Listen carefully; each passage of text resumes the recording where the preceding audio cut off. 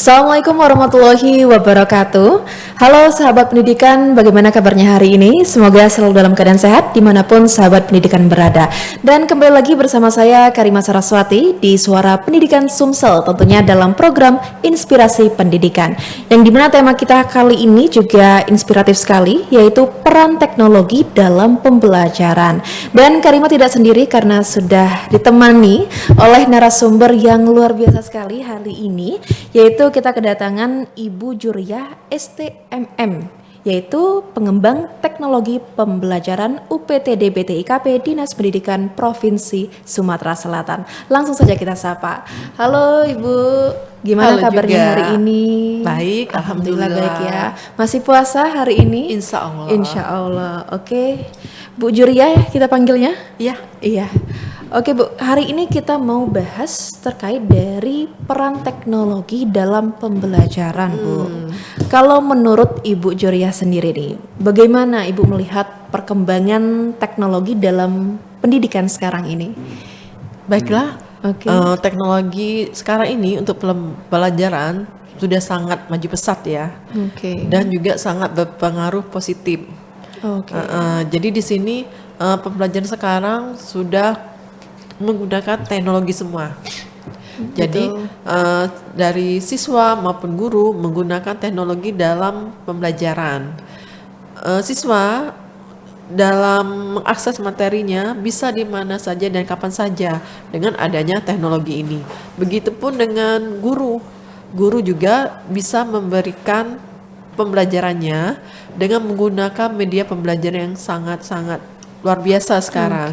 Jadi bisa menggunakan media suara, video maupun simulasi. Oke, berarti justru teknologi sekarang itu banyak sekali yang membawa dampak positif ya. Iya. Apalagi sekarang ini kan semuanya serba modern ya, mau Iya. tidak mau kita harus adaptasi gitu ya dengan teknologi sekarang ini. Jadi untuk media pembelajaran sekarang ini nih dengan adanya teknologi semakin meningkatkan kualitas pendidikan Betul, kita dan oke. kemudian juga semakin meningkatkan akses media pembelajaran di mana dan kapan saja. Betul, jadi aksesnya juga lebih mudah ya. Iya.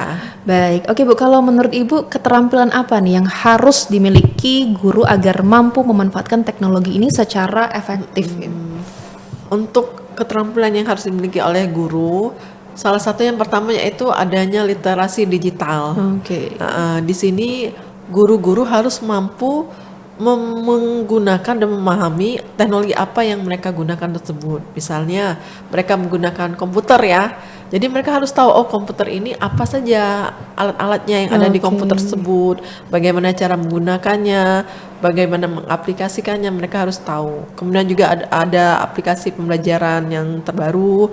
Mereka harus tahu juga dengan literasi digital yang mereka miliki, mereka mencari tahu sendiri apa sih gunanya aplikasi ini, tersebut aplikasi ya. itu. Jadi mereka bisa menggunakan aplikasi tersebut dengan tepat.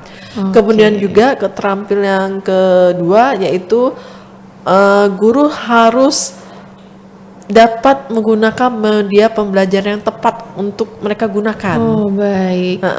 Jadi misalnya guru-guru dari yang mereka ajar adalah anak SMA atau SMK ya. Oke.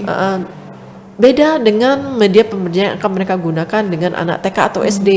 Jadi dengan anak TK SD mereka media pembelajaran lebih ke huruf-huruf yang besar dengan suara-suara yang tari-tarian atau suara-suara yang mudah mereka ingat. Tapi kalau untuk anak SMA SMK mereka menggunakan simulasi ataupun dengan presentasi. Jadi dengan media pembelajaran yang tepat bisa materi yang mereka sampaikan mudah untuk bagi siswa-siswi mereka untuk mereka tangkap.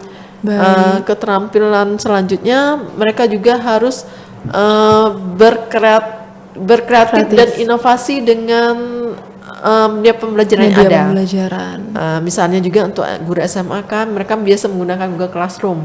Nah, Google Classroom itu apa sih yang mereka bisa inovasikan, mereka kreativitas mereka untuk menambahkan aplikasi yang lain dalam Google Classroom yang mereka berikan ke siswa tersebut. Biasanya mereka tambahkan dengan Google Form, atau dengan Canva atau dengan yang lain. Jadi kreativitas mereka semakin, siswa menarik untuk Menarik ya.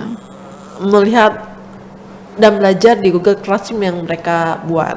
Baik. Keterampilan yang lain juga, para guru harus mempunyai yang namanya manajemen pengelolaan kelas secara daring. Oh, daring ya. Jadi pengelolaan kelas tersebut ya mereka harus tahu bagaimana kelas yang mereka berikan, kapan mereka harus memberikan materi yang mereka berikan, kemudian juga kapan mereka harus memberikan kuis, kapan mereka harus memberikan ujian. Nah, itu mereka harus pengelolaan kelas itu harus interaktif. Interaksi antara siswa dan guru harus terjalin. Jadi tidak hanya satu arah saja ya. Iya, jadi kan kalau tidak ada dua arah, nanti kelas hanya dibuat tidak ada pengelolaannya. Jadi semata-mata hanya mengajar ya. Iya, itu.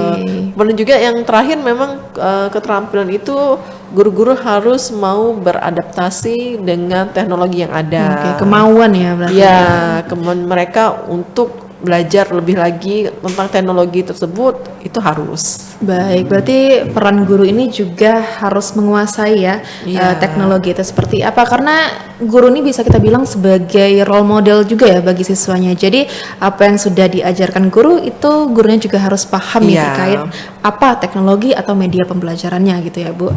Oke, luar biasa tadi dari literasi digital sampai dengan harus ada kemauan ya Bu. Lalu gimana nih Ibu melihat masa depan pembelajaran dengan perkembangan teknologi seperti AI dan juga digital learning, Bu? Pembelajaran dengan AI dan digital learning ya. Nah, itu untuk kedepannya pembelajaran itu semakin fleksibel dan semakin maju pesat dan juga lebih personal. Iya, jadi AI ini kan perkembangannya sangat cepat ya. Dengan adanya AI kita bisa bertanya langsung. Betul. Jadi antar kita dengan AI-nya. Betul. Jadi lebih personal. Siswa itu nanti bisa bertanya sendiri apa yang mau mereka tanyakan. Betul. Jadi mereka bisa mengakses materi di mana saja, kapan saja lewat AI tersebut. Betul. Bahkan secara sekarang ini tidak hanya siswa ya, bahkan kita juga menggunakan AI ya. Iya. Dan karena AI sekarang juga kan bisa dibilang itu mendominasi ya. Video pembelajaran ataupun video-video itu bisa dipakai dengan AI sendiri ya. Berarti harus dimanfaatkan secara tepat gitu. Iya. Tapi kalau untuk digital learningnya itu nanti guru-gurunya akan memberikan materi kepada siswanya dengan menggunakan banyak aplikasi yang ada di teknologi yang sudah dibuat ya. Misalnya salah satunya dengan kelas virtual. Kelas virtual atau ya? kelas maya kan. Jadi guru-guru memberikan tugas di kelas maya mereka tersebut.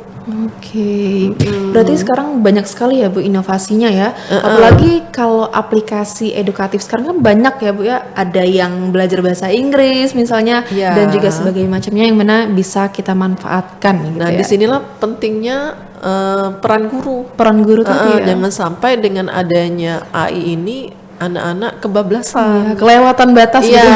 Jadi guru-guru harus menanamkan nilai-nilai yang secara humaniahnya. Betul. Luar biasa.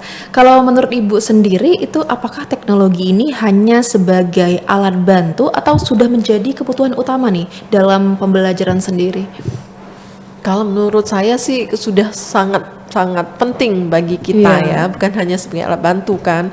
Karena dengan adanya teknologi ini nih semua bisa media pembelajaran siswa dan guru semakin lebih berkualitas. Jadi guru dapat memberikan pembelajaran kepada siswa dengan secara daring. Ya, dengan secara daring tersebut di mana saja dan kapan saja guru bisa memberikan materi. Jadi lebih mudah juga diakses ya? Iya. Baik dari guru maupun juga dari siswanya. Dengan siswanya juga. Betul. Jadi teknologi ini sangat-sangat membantu dan sangat-sangat berperan penting dalam pembelajaran siswa. Baik, berarti jadi sekarang ini bukan hanya alat bantu lagi ya, tapi sudah hampir masuk ke kehidupan sehari-hari kita ya, teknologi sangat. Bahkan kalau misalnya kita nggak main gadget itu aja rasanya kayak ada yang kurang gitu ya, bangun tidur nggak main gadget ya. Oke. Oke Bu, boleh nih disampaikan ke sahabat pendidikan apa pesan atau inspirasi yang ingin Ibu sampaikan kepada para pendidik terkait pemanfaatan teknologi dalam pembelajaran? Ya, pesan saya apalagi untuk guru-guru ya. Jadi guru-guru kita jangan takut. Jadi jangan takut untuk belajar teknologi. Jadi nanti kalau kita misalnya ada aplikasi yang baru, takut mau buka-buka ini, jangan. Jadi lebih baik kita download, kita coba. Banyak kan tutorialnya di YouTube kan. Betul. Nah, kita cari. Dengan kita cari di tutorialnya, kita coba langsung, insya Allah kita bisa. Dengan kemauan, insya Allah bisa. Baik. Jadi jangan takut untuk Mencoba. Gitu ya. Kemudian juga jangan berpuas diri ya. Jadi kita cepat harus puas juga jadi mengasah kompetensi kita dengan belajar. Belajar tersebut banyak caranya. Contohnya saya dengan ikut pelatihan. Ikut pelatihan. Di BTIKP kan banyak. Betul. Ada pelatihannya. Tiap tahun kita ada pelatihan. Iya. Jadi ada pelatihan dari Semolek. Tiap bulan kami melakukan pelatihan secara daring dari Semolek kan. Jadi Bapak Ibu guru bisa ikut di pelatihan tersebut. Kemudian juga dari PTD BTIKP juga ada pelatihan secara offline. Nanti Bapak Ibu bisa kami undang datang ke Palembang. Nanti kita ikut pelatihan di Palembang. Oke, luar biasa. Ternyata aksesnya juga mudah. Bahkan dari UPTD BTIKP ini juga sudah menyediakan ya seperti pelatihan yang bisa diikuti oleh para guru, dan itu tentunya fungsinya untuk meningkatkan lagi ya SDM tenaga pendidik kita. Oke Bu, boleh nih ada yang mau disampaikan mungkin? Ini untuk guru-guru ya. Di sini hari ini kebenaran kami dapat surat dari Kemendikdasmen dari Pusdatin Jakarta. Ada kabar gembiranya kepada seluruh ASN dan guru-guru di Kementerian Kemendikdasmen membuka uji kompetensi untuk menjadi PTP, pengembang teknologi pembelajaran. Nah, di sini di suratnya ini sosialisasi UKOM PTP tanggal 16 Maret sampai 10 April dan pendaftarannya juga dari 25 Maret sampai 10 April. Nah, di sini di surat-surat ini banyak nantinya syarat-syarat yang harus berkas-berkas dokumen yang harus dilampirkan oleh Bapak Ibu yang ingin ikut UKOM tersebut. Nah, nanti surat ini nanti kami sharekan di Instagram ya. Silakan Bapak Ibu untuk follow Instagram dan melihat apa kebutuhan yang syarat-syaratnya di Instagram tersebut ya. Oke, jadi tadi sudah disampaikan ya. Jadi untuk sahabat pendidikan yang mau mendaftar itu bisa langsung kepoin Instagram dari UPTD BTIKP. Nanti akan di-share juga ya Bu informasinya. Di sini juga kita di Dinas Pendidikan untuk anjabnya dibutuhkan 9 orang untuk PTP pertama. Jadi terbuka luas untuk Bapak Ibu untuk menjadi PTP pertama dan 2 orang untuk menjadi PTP Madya. Oke, luar biasa informasinya tadi sudah disampaikan langsung ya oleh Ibu Juria. Jadi jangan lupa sahabat pendidikan untuk dicatat dan di note ya. Oke, luar biasa sekali perbincangan kita kali ini. Ternyata teknologi ini mempunyai peran penting nih, apalagi di era digital kita sekarang. Dengan pemanfaatan yang tepat ya tentunya pembelajaran ini dapat juga lebih efektif, menarik dan juga mudah diakses baik dari guru maupun juga dari siswanya. Oke, sebelumnya kami mengucapkan terima kasih Bu Juria yang sudah mau ngobrol dengan kita dan juga sahabat pendidikan yang ada di rumah. Dan untuk sahabat pendidikan, terima kasih sudah menyaksikan dari awal sampai dengan akhir. Dan jangan lupa untuk like, komen, dan subscribe YouTube channel kita Suara Pendidikan Sumsel. Dan jangan lupa juga untuk share ke teman-teman kalian. Dan akhir kata, saya Karima Saraswati beserta seluruh kru yang bertugas pamit undur diri. Terima kasih dan sampai jumpa di episode berikutnya. Wassalamualaikum warahmatullahi wabarakatuh. Salam pendidikan.